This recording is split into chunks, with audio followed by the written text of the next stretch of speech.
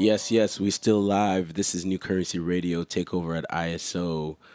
One day only, Saturday, 12 to 6. We here, Stacked Market.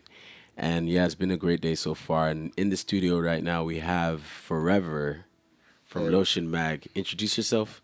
Forever Lotion magazine. Co-owner, what's going on, man? It's always good to speak to you, man. Yes, yes, yes. Obviously, we have multiple conversations about multiple things. Um, but I guess what I want to talk about today is you guys just released Lotion Mag. Like, actually, yeah, there's a lot to talk about in the short amount of 30 minutes that we have. But I think you guys just released your print issue. Right. Yeah. Do you want to go closer to Mike, actually? Yeah, Yeah. yeah. You guys released your first print issue of the magazine. So I want to talk about that, and I want to talk about sort of your sort of like even the origin stories of like Lotion Mag. Yeah. Yeah. So first of all, yeah, what's your entry point? Like, how did you start Lotion Mag? Just to start there.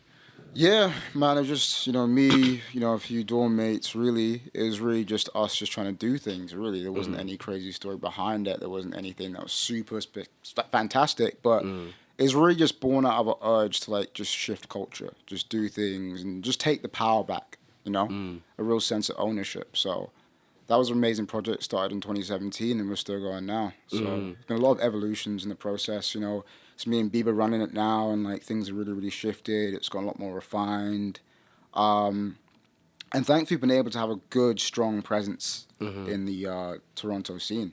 When you say shift culture and take the power back, like, can you expand more on that? Like, what does that mean, and what's the output that sort of reflects that move? So I always explain to people, it's like if you don't like how things run in your city or in a particular scene, you have the ability to change that, right? It's about understanding the power that you have as an individual to Right. influence others, right? You don't need to have 1 million followers. You don't need to have $100,000 in your account. You just need to have the right ideas and build a team around you to kind of do those things. So that was kind of the idea around shaping culture, is understanding our place in it, understanding our value, and then building people around us and building ourselves up to really push that change. It's really the Fubo principle. It's for us, by us, Right. by every stretch of the means. So your first output from Lotion Mag was a club night, right? Nah, we're No. just doing like random shoots and that sort Okay. of stuff. And So like, originally it was obviously, supposed to be a physical print magazine that was supposed to come out, or it was mostly digital content that you guys were making. digital content Yeah. and then eventually physical. Okay. So Yeah. yeah, Because you guys started with yes. So I remember you guys started with the shoots, yeah. and then you went into doing like raves and parties. Yeah, And that's what. 2020, yeah, Dust Chroma Yeah, times. Dust Chroma. Yeah, Dust Yeah. Chroma 1, 2, yeah, those Okay. times. Yeah. So let's talk about Dust Chroma, because I think Dust Chroma was a shifting point for y'all. Yeah. Would you say so? Why Dust Chroma at that time? It was interesting, right? Because doing raves, doing events was never really part of the script. It was very much off script. But the pandemic hit us in 2020, and we just kind of missed the idea of interacting with people physically, right? This was a means to really, again, it's about taking power, taking ownership, and creating an experience that everyone didn't quite exist. You're obviously a part of this movement too, the Do Better Kazeem movement. I remember those times. It was very polarizing, but that is subculture. Subculture Yeah. isn't necessarily following a mainstream or following what's accepted at that time. Yeah. It's about being ahead of the curve and pushing ideals that aren't accepted today, right? Yeah. So we really wore that on our sleeves, and doing that, we're able to bring some people together and kind of launch a unique positioning now. Our first event that we did legally had like 650 people in. Yeah. Most people's events don't start at 650 starting point. So we were really able just to kind of, from the start, have every single event just be hot. Yeah. Yeah. No. I think it's interesting. Sorry, can you continue that point? Because I think what's interesting is how, like you said, like nobody starts an event with like 650 people Right. at the thing. But I think what was a catalyst for that was you guys doing Dust Chroma, and having like investing the time and actually bringing all these people together at a time when people weren't interacting. Well, one more time the question. Sorry, I was just talking about Dusk Chroma, right? And how like there's a need for people to like come together and interact, Right. right? And how like you guys feel the void. And I think like, you know, like you said, like I was also participating in that where it's like, you know, there was sort of like, you know, weren't allowed to gather, blah blah blah. And I think part of what it means to sort of like push is kind of just be a little bit like push beyond like what people are expecting, which was those like raves, like illegal raves that we were doing and stuff like that. Yeah. Like, can you speak more to that? Like, kind of like, you know, the process of doing that and then going to like this legal like format that you have in terms of doing parties. Yeah, so I think when you have an understanding, right, of a mission and you have an understanding of your community, if you can bring these people together in these real physical spaces, that's kind of when you kind of create this new space. Just pass this to him so people can find out where the space is. Oh, Yeah. Just give her a call so you can find where the space is. Just click the number.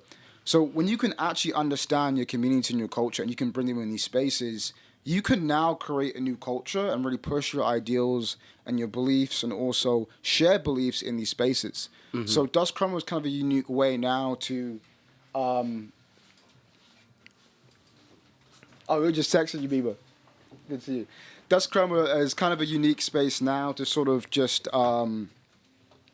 essentially bring our community together. Bring the community together and actually interact with our fan base one to one. Okay. You know, and once we're able to do that, I feel like there was now more cultural context to the shoots that we're doing, to the projects, right? These weren't just projects that were just online images. There was actually a whole culture behind it. Right. Bieber here, guys. So Calling Biba everybody. is late. Pull up. I'm calling you out.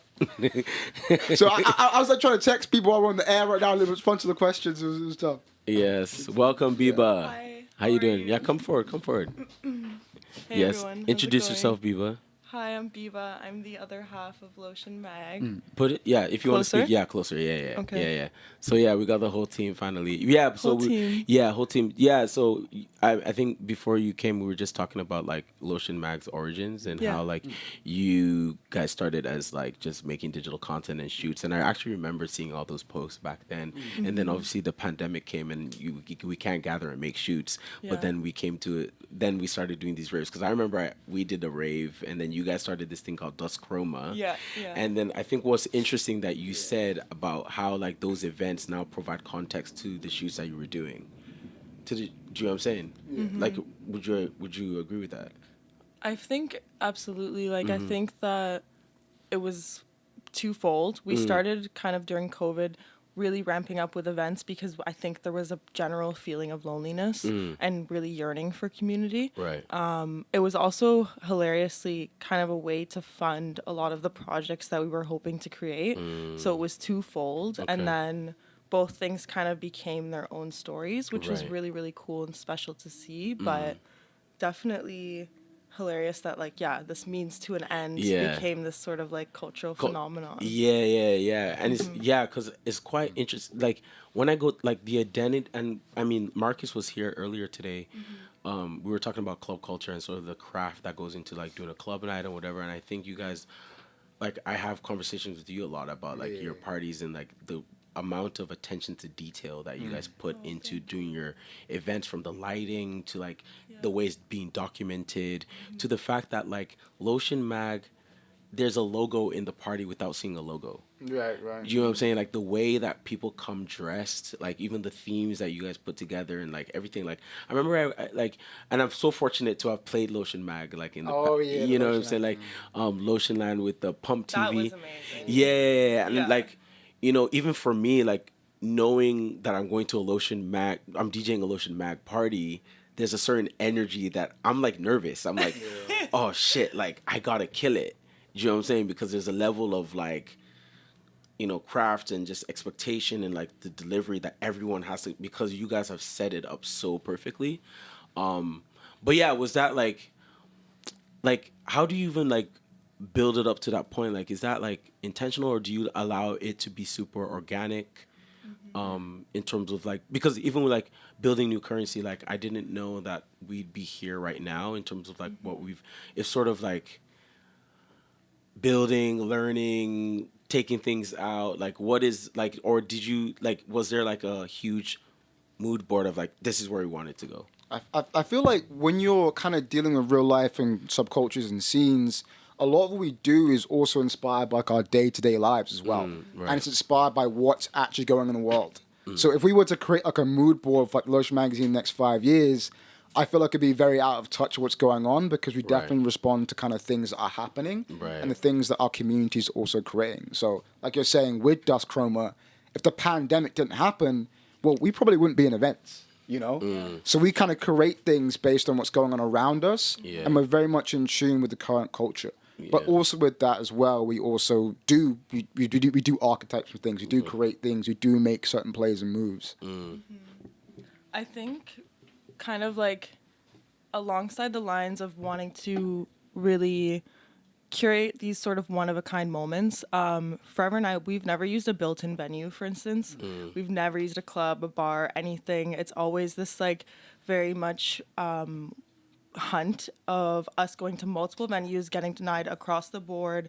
It's really a challenge. And then we'll find this like unicorn venue, have this amazing, incredible night like Lotion Land that we can just never recreate, even if we wanted to. Like Yeah. at that point, the city's gotten involved. There's noise complaints, Yeah. It doesn't exist anymore. yeah, that often happens too. Literally that one. Yeah. And so I think we're really lucky in this way where it's a lot about right time, right place. And when we do get these kind of unicorn spaces, we've been really lucky now to curate a team of folks who were sort of like maybe your only client who's going to be like, hey, what do you want to do? Like, actually, what do you want to do? And by kind of opening the door for our creative collaborators to grow and thrive, they've been able to pull off some really wicked stuff. So, for Masquerade, most recently, we had a live stream of the actual rave happening on the second floor, projected into our ballroom space with projection mapping. So it felt like both spaces were still unified. And that was a fantastic idea by one of our key collaborators, Luke Mitchell. So I think it's also about knowing when to step back and kind of give the voice to the creatives that you trust and that you've hired. That's amazing. Yeah, I think what I love about it almost like I like the fact that like your this thing that you have can be sort of an incubator as well for people, because I think like we just need more spaces or entities where people can just feel free to express themselves. And that's why like when I do a magazine, like when people say like is there a theme, I'm like I don't really care. Like there's a theme, but I'm just like you can kind of do whatever you want with that theme. You know what I'm saying? And here's the pages, which I kind of I want to talk about the recent magazine that you released because I think it's so important. I'm so sorry we don't have an issue here today. Word. Yeah, you mentioned it. I was like, oh wow, it's just the one time it's on my back. Yeah. One time. We have 0 physical copies. I don't even have my own copy right now. That's crazy. Is it sold out? Yeah. Physicals. Yeah. That's mad. Yeah. So when are you guys printing more? Oh, can you put the closer? Yeah. Right in the middle of us. Yeah. When's more coming? Are you printing more? We are, definitely. Okay. So we're taking pre-orders right now online at our site, lotionmagazine.com. Okay. Easy sneezy. Yeah. Fire. Yeah. And then we'll have a lot more copies hitting our stockists in the new year. Okay. So, yeah, not to plug anything, but stay tuned. I want you to plug it. I want you to plug because I think it's important. Like I think there needs to be more like kind of like physical like archives of like this culture that we're a part of. And I just want to even talk about that. It's like when did you realize that you guys wanted to make a print magazine, and what was the sort of process of that? Because obviously we make a magazine and we're three issues deep with like actually we have bodies that we did as well, which was a special project. So like I'm curious to understand your process, and even like maybe we can do like comparison notes in terms of like our processes and putting together like a print magazine. Yeah, definitely. I mean, I feel like we have to almost start with the lore, which is Lotion Magazine was called Lotion Magazine years before we had any kind of magazine. Right. And I think that's also like, I don't know, kind of a testament to like our really like the cultural capital we've been able to earn and gain in Toronto with our community. To have this kind of cult following around a product that does not yet exist is really special and really unique. So that marketing approach we fell into by accident, but we call it the kind of Frank Ocean of it all. Nothing exists, but you're like on the edge of your seat. And then from there, like, I mean, Forever and I have been kind of conceptualizing this project for a long time.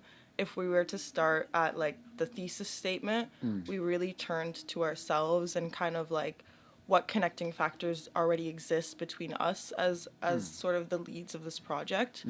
And one kind of major gap that we wanted to fill was blending the niche of Arab communities with Afrocentric communities and really blending the whole African continent.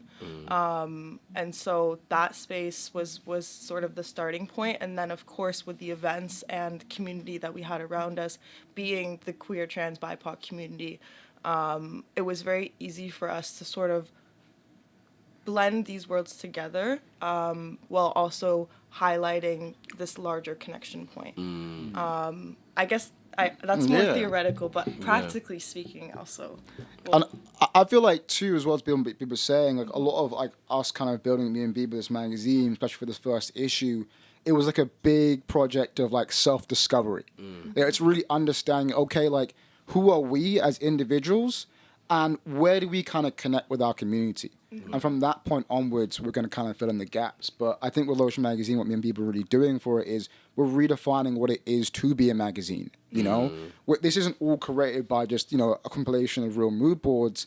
It's us actually interacting with spaces, interacting with people, and actually living these experiences that we're creating, right? We're not building things that are from cultures that we're not from. We are having to live in these cultures first to understand it and then produce the work. So this first issue, really, there was no blueprint to it. Beyond it being an archive. Yeah, it Like- wasn't any blueprint. And even in our editor's letter, I think one of the first sentences is that this is an archive first and foremost. And I think it's really shocking, both in nightlife, fashion, arts, and culture, to see how lacking we are with a Toronto archive. Yes. You look at cities like New York, London, Paris, and the archives go, you know, beyond ancestors of our generations. So it's quite embarrassing that I can't find rave footage in Toronto from the 90s. And I think that kind of realizing that gap with documenting it in the magazine was also very exciting. We start the magazine actually with a series of images from several events of ours,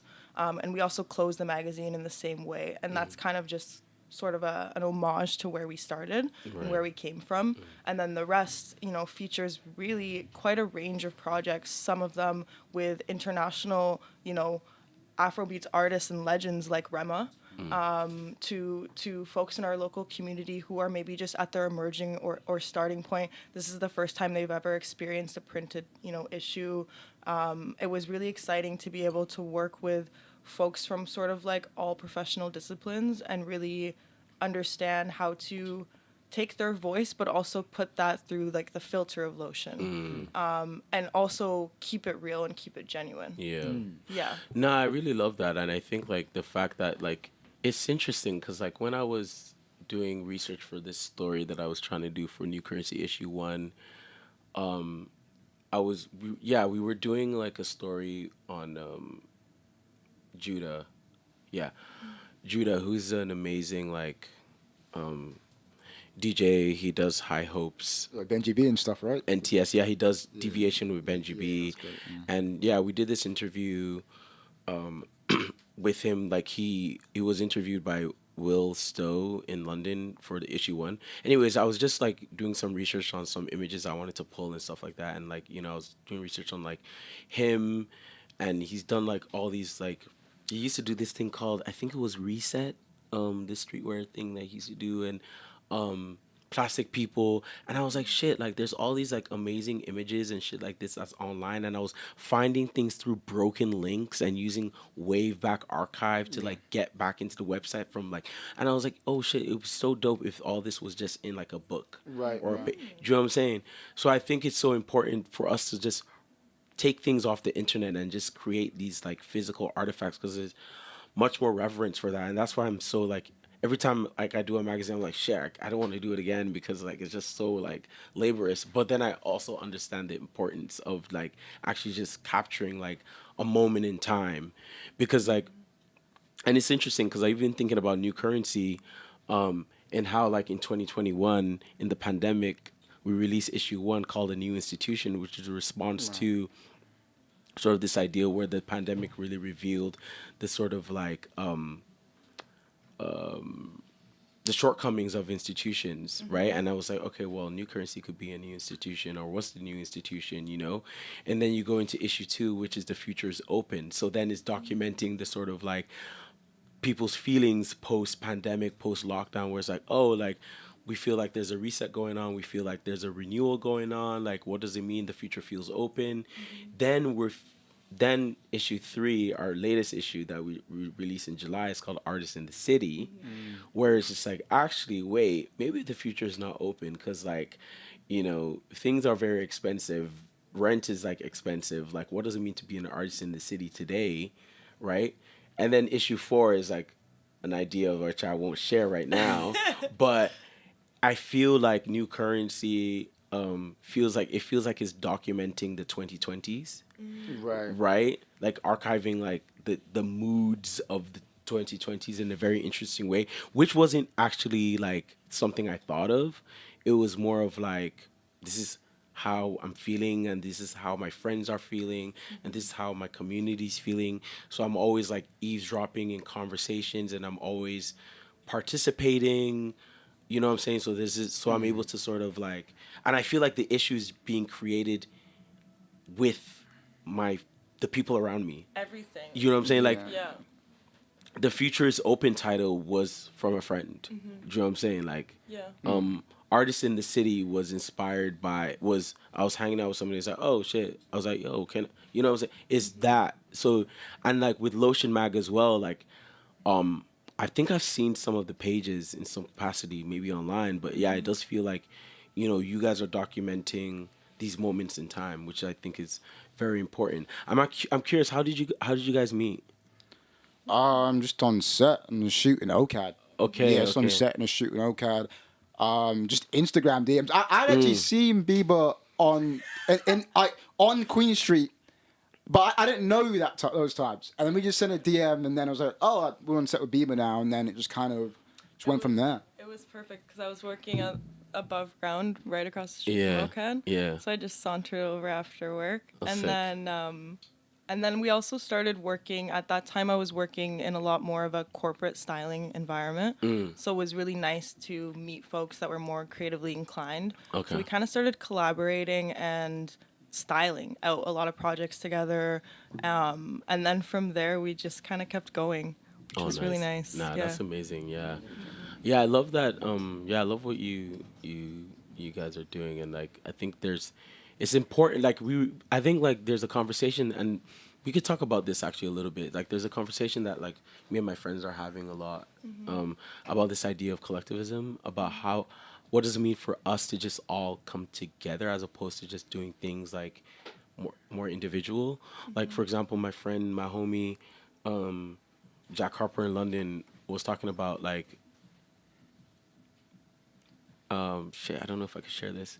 But I was like, wait, but anyways, I think there's like, what does it mean for like, okay, like maybe I can share it this way. I think, what does it mean for like, what does it mean for us to do a magazine together? You know what I'm saying? Or what does it mean for us to, like, you're releasing in April, like Lotion Mag is releasing a magazine in April, and I'm releasing a magazine in April as well.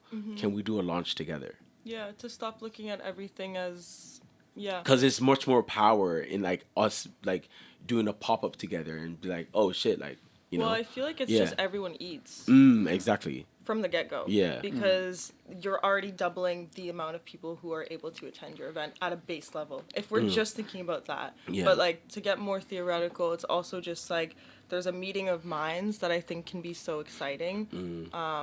When people are doing similar things but in their own trajectory. Yeah. And so like why not have this kind of crisscrossing? Yeah. And like I think that only makes your work stronger and also the work of those beside you. Yeah. And I always wonder, like, from your perspective, how do brands or how do people in the community do that and still remain their individual identities?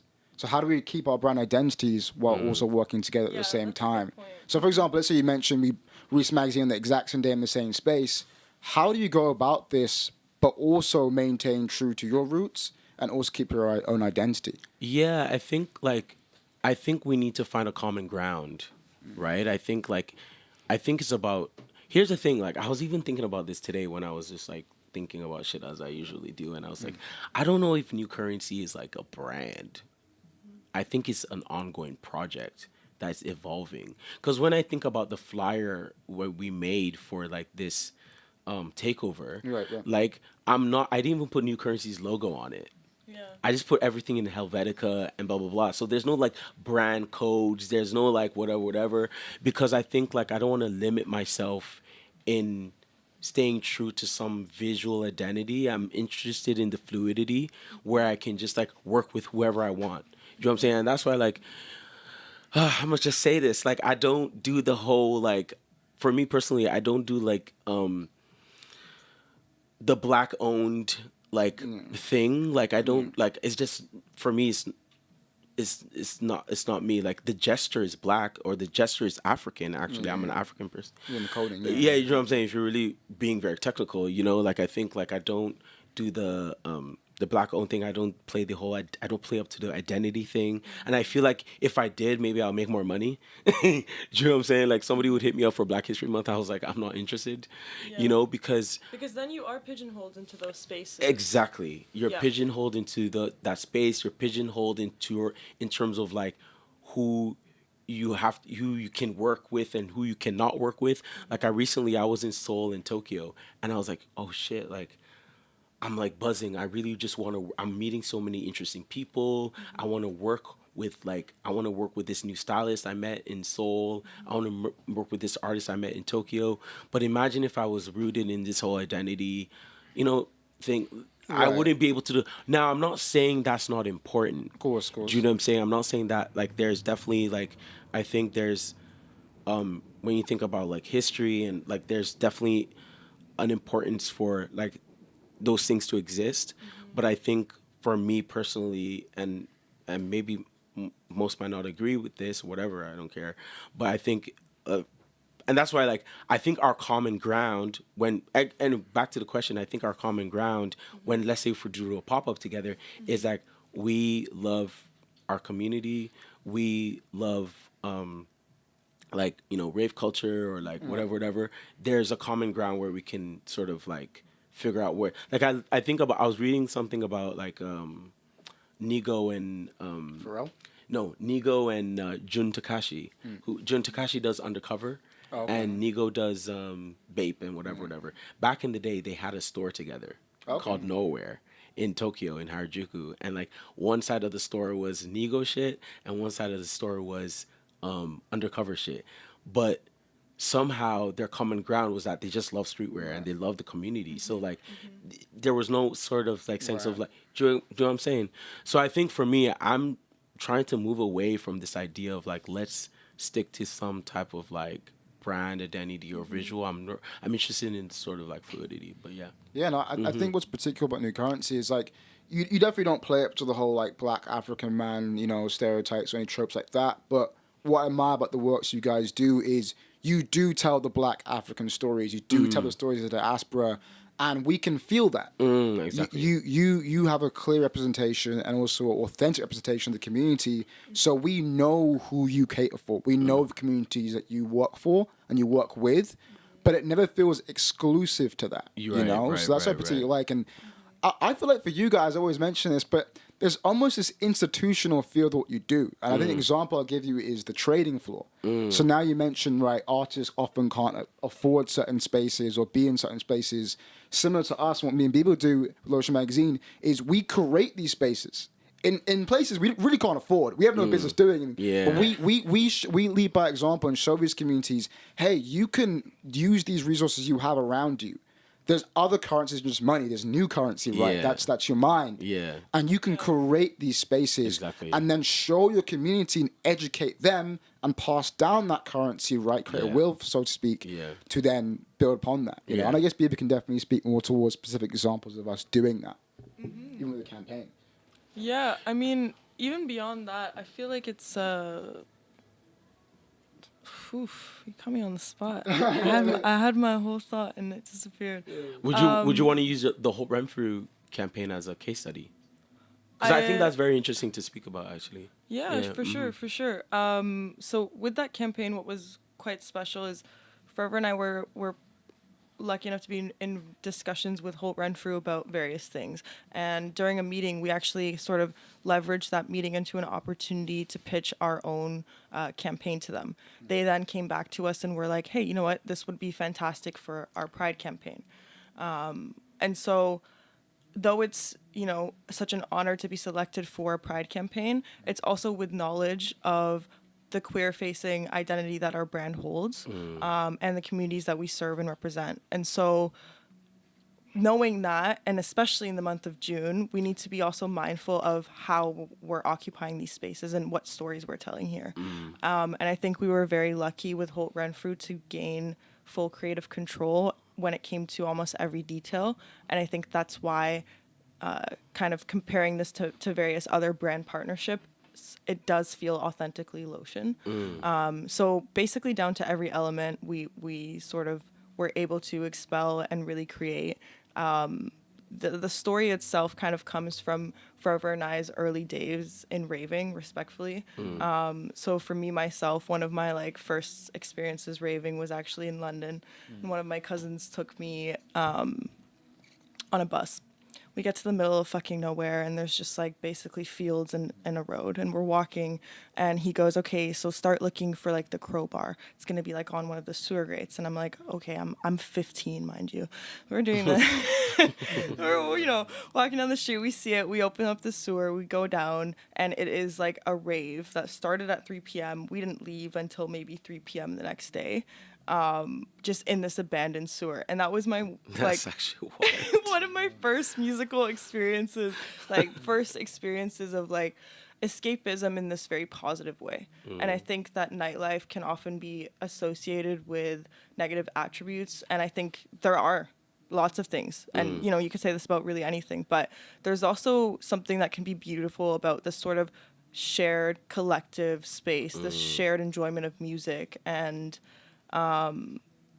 anyways, I guess linking that escapism back to Utopia, the campaign, that's kind of what we wanted to highlight, is this Right. queer utopia, is this way of experiencing joy and authenticness in your own right and in a positive way.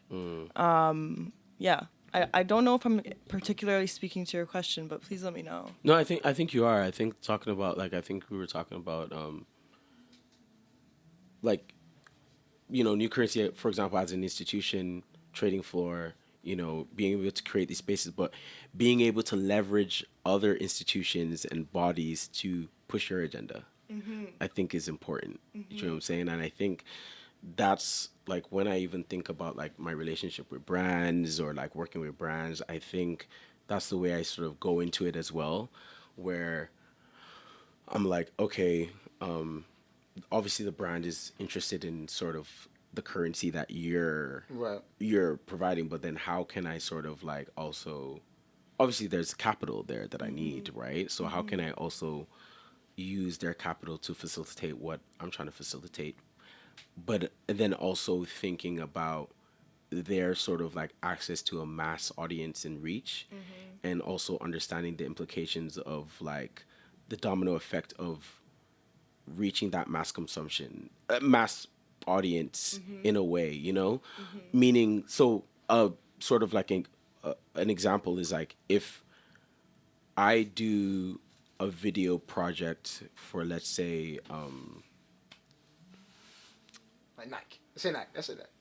for Nike. Oh, yeah. For Nike, you know what I'm saying? I do work with Nike, so if I do a video project for Nike, I'm interested in bringing a creative who has never really done a video for Nike. Yeah. Right? A really passionate creative who's doing videos and doing videos in an interesting way, and I'm able to plug them with this brand, right? Now, if they do that for Nike and they put that in their portfolio, if that allows them to now do other projects for other brands, then they have access to capital that allows them to do certain things on a certain level that can allow them to now fund their personal part. I'm always thinking Absolutely. about the sort of the long game The of how chain. the chain reaction of certain things, you know. Well, I think that's like one of the most important things to be thinking about as anyone who considers themselves sort of like a cultural curator. Because if you're not connecting this chain for someone that you're Yeah, working with, then yeah, why are you working with them? exactly.